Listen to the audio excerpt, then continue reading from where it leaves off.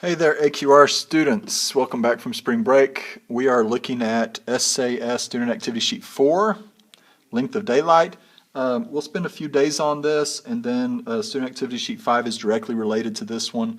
We'll spend a few days on that, and then we will do a project based on this, so it's important that you pay close attention for this so you'll know what to do with the project. Okay?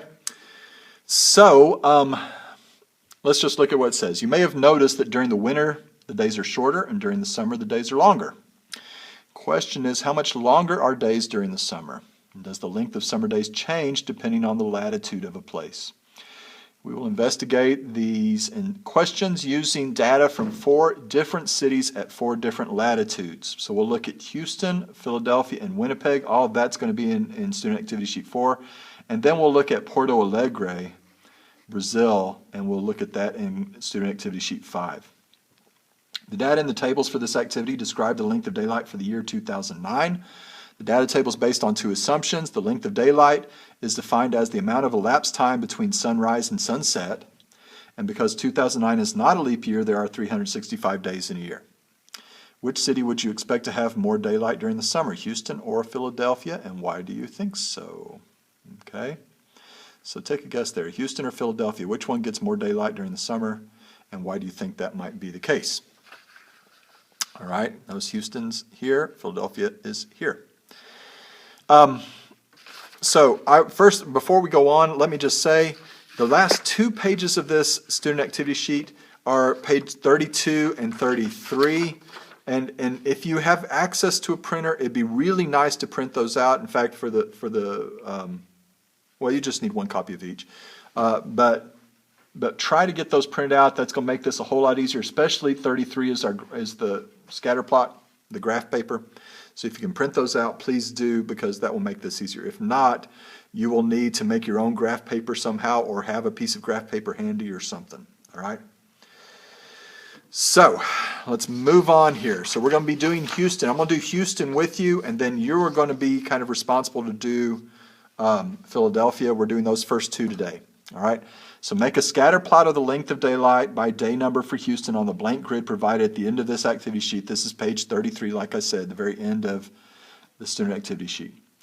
To make the graph easier, make January day 1, December 31st is going to be day 365. Graph the length of daylight in terms of minutes. All right, so here we have our day numbers. This is going to be our x-axis. The minutes, that's going to be our y-axis. So we're doing the day number, the time, versus how long the day is. And so we're going to graph that on page 33, the length of daylight for cities. And if you did that, you might end up with something like this. And so notice, so like the first point here is 1 and 617. So I went just off the x-axis here because the x-axis will be 0. So just off 1 and then just between 600 and 615. It's about 620. Maybe that should be a little bit higher, but that's not too bad. Second point is 32, 648. So 32 just off of 30, and then just less than 650, 648. And so you're going to plot these 12 points, all right? And so it should end up looking something like this. That's going to be your scatter plot that you're making. And then we're going to put these points into the calculator as well. All right, we're going to put these. For number 2, it says enter the data into the stat list of your graphing calculator. Use your calculator to make a scatter plot. Check your graph and describe sketch your graph and describe your axes and scaling. You don't really need to sketch it since we've already sketched it on here. But if we do stat enter, you'll see that I've already entered these points. If you have something in here already, hit up arrow and then hit clear and enter, and it should wipe them out. Or you can just reset your calculator. To reset your calculator, you're going to use second plus 712. That resets your calculator. If you want to do it that way, that'll wipe out what's in your list. But once you've wiped out what's in your list, in L1, hit stat enter. L1 is going to be your day number. And you can see I went from 1. My last one should be 335 here. That's the end date, December 1st. And then in L2, you're going to put your minutes. Be very careful. You might just double check that all of them are 3 digits. Okay. So it goes down to 623. Make sure that they end up at the same place. You should have 12 entries on both. Then to see the graph, you'll need to turn on your stat plot. Second y equals, plot 1 should be on. All right, if it's not on, hit enter again. That will turn it on. You can leave your type right there. That's good. And then once you've got it turned on, hit zoom 9, and you'll have a nice little picture of a graph here. Okay? Zoom 9 gives us a nice picture of our scatter plot, and it should look probably not quite, it's a little bit steeper on the calculator than it is on our paper, but that's okay. All right? So, once we've done that, we're going to use your calculator to generate a sinusoidal regression model, record the equation in the summary table at the end of this activity sheet, factor the value of b from the quantity bx minus c, include that form of the equation as well. All right, so what we're going to do here is we're going to use the calculator. We're going to hit stat, right arrow, and go, your up arrow is going to be a little bit faster. We want to do a sine regression here, sine regression. Okay, so press enter on sine regression. I'm going to store this into y1. So we're going to hit vars for variables. We'll hit the right arrow to go to y vars, number 1, and then number 1 again. We're going to store that in y1 and then calculate.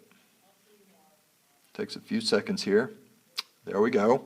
So here's our equation. I'm going to write it down here. Y equals, and most things, we're going to round to 2 significant digits, so 113.26, and then sine, parentheses, 2 significant, so I'm going to use 3 digits. Since my first digit here is a 0, I'm going to put 0.017x minus, so minus negative 1.3. So that's going to end up being plus 1.32 minus a negative there. Okay, actually it says plus here, sorry about that. Plus negative 1.32, sorry about that. And then plus D, plus 727.37.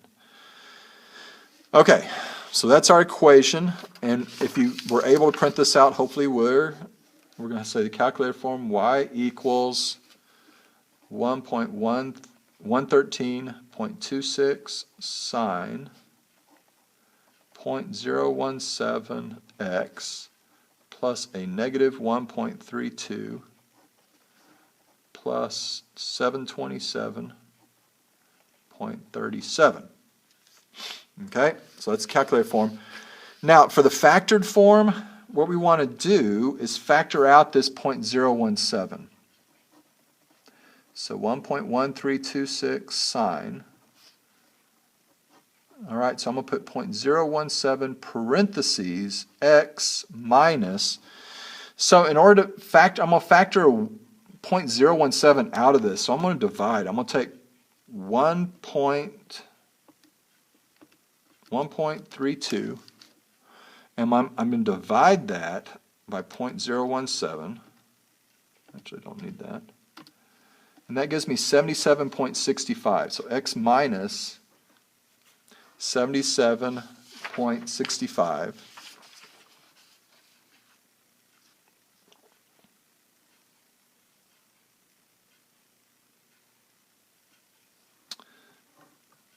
okay, plus 727.37. All right. So that's my factored B form here. Okay, so the factored B form is y equals 113.26 sine 0.017, oops, let's make that a bracket, times x minus 77.65 plus 727.37. So notice the first number, the last number stayed exactly the same. I factored the b out, and that changed. Instead of c, I now have this number. If I distributed the 0.017, I would get exactly what I have up above. All right, Next thing I want to do is let's look at the graph. Let's look at this graph. Now, if your graph is not showing, if it looks like a flat line going through here, that means you're in degree mode. We need to be in radian mode. All right? So let me just show you that real quick. If I change to degree mode, and this might be what you're getting, it looks almost like a flat line going through the middle of this thing. So if this is what you're seeing, that means you just need to change the mode of your calculator to radians. All right, so I'm going to go mode, I'm going to go to radian, and then I'm going to graph this. And you can see how well does it fit. It fits really well. It hits every single point. Not every point right through the center, but it does hit every point. All right, it's a little bit off, it looks like on the second point. It's a little bit off on these top 2 points at the max. But otherwise, it's really good, okay? It's a really good, there. So we're going to connect, we're going to come over here, we're going to connect these with the smooth curve here.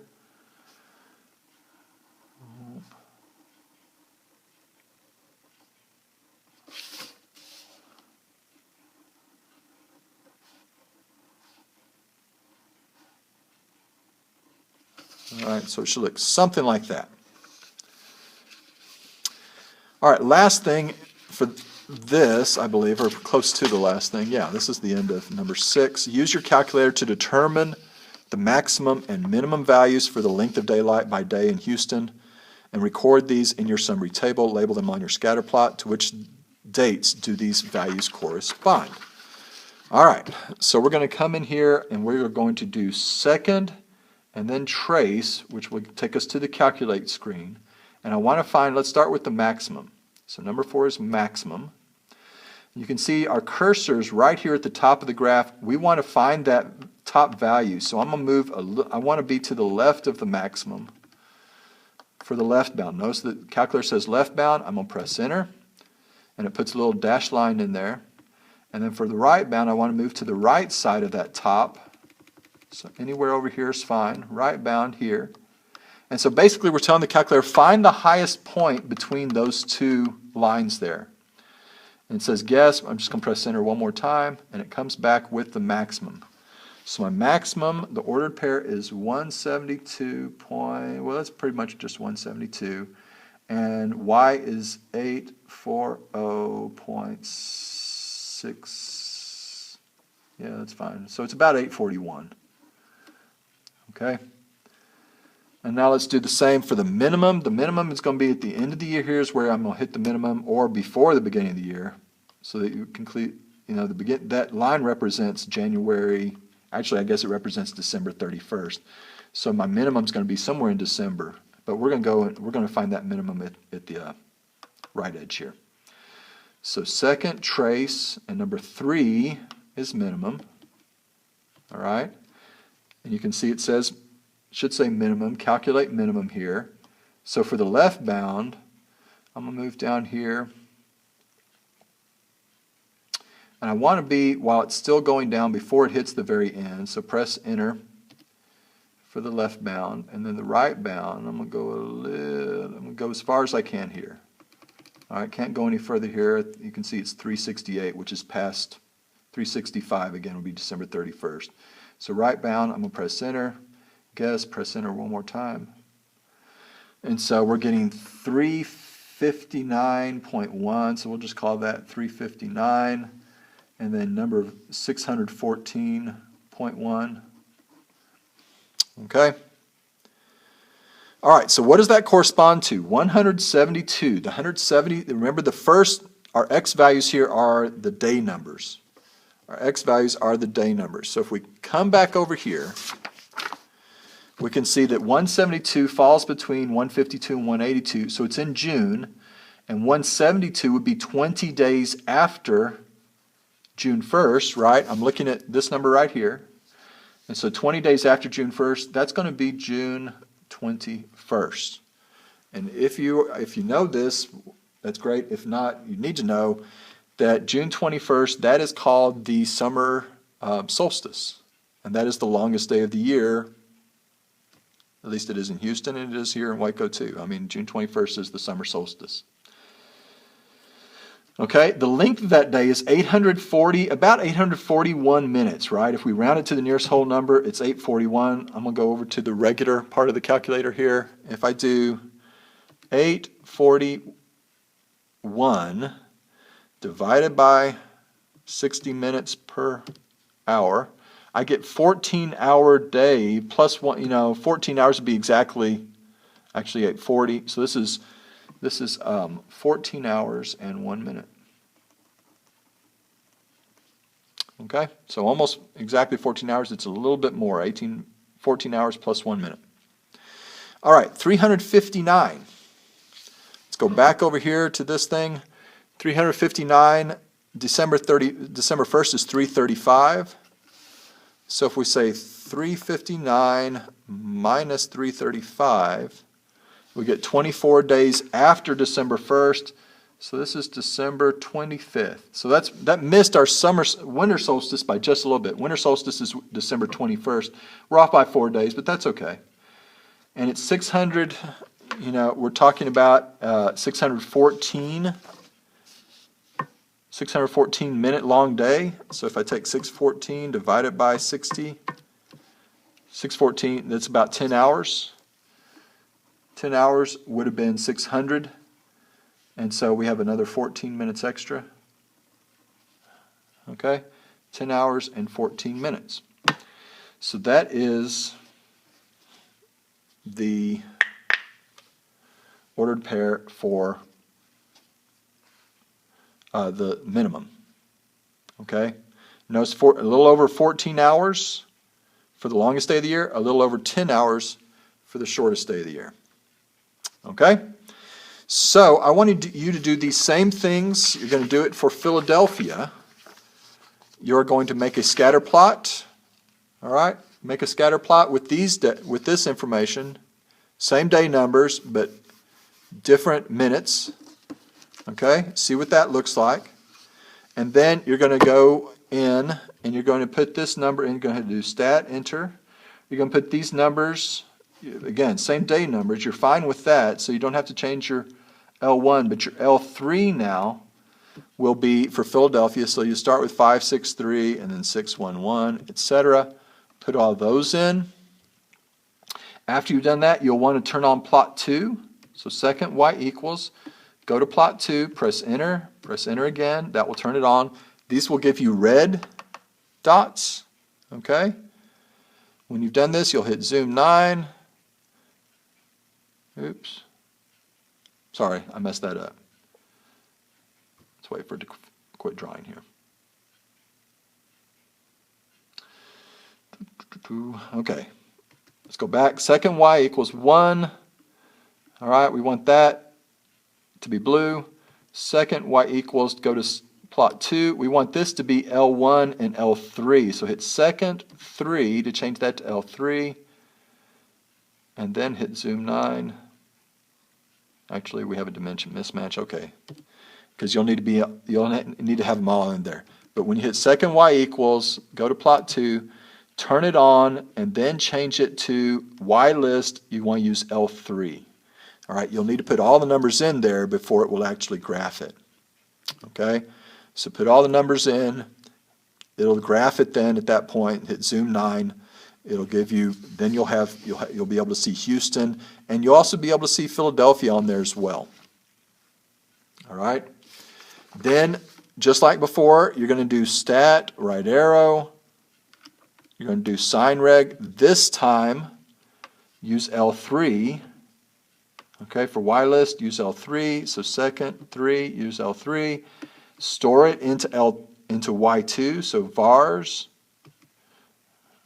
1, and then you'll hit number 2 here. All right, calculate it.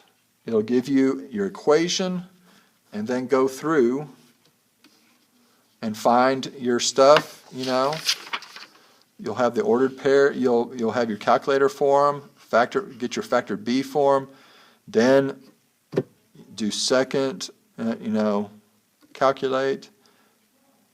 And you'll do maximum and minimums here, 3 and 4, to find your maximum and minimum.